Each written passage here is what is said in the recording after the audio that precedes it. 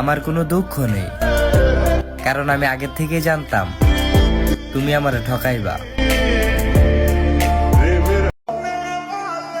ছোটবেলা থেকেই কপাল পোড়া, তুমি এসে মনটাও পোড়ালে। তোমার কোনো দোষ দেব না, সত্যি বলতে আমি মানুষটাই হতবাগা।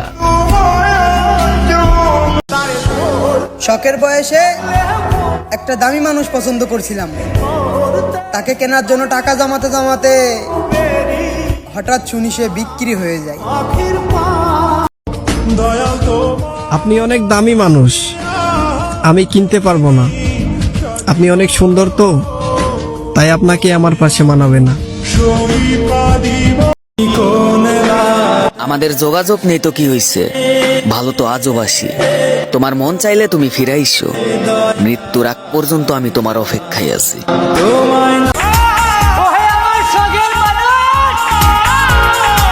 তুমি আমার হীরা ভাইয়া কয়লার মতো ব্যবহার করলা। এমন একদিন আসবে, তুমি সেই দিন ওই কয়লার এই পাগলের মতো খুঁজবে।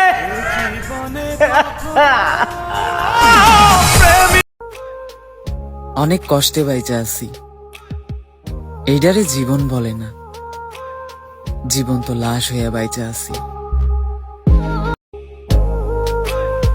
আবেগ দিয়া নয়, আমি বিবেক দিয়াই ভাইবা দেখলাম, তুমি মানুষটা আমার হইলে আমি অনেক ভালো থাকতে পারতাম।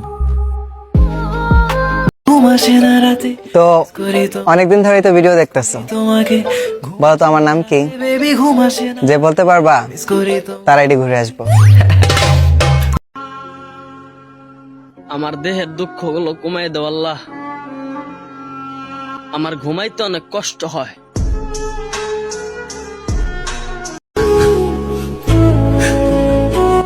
কান্দিয়া কি বান্দিয়া রাখা যায় যদি মানুষ স্বেচ্ছায় না থাকে?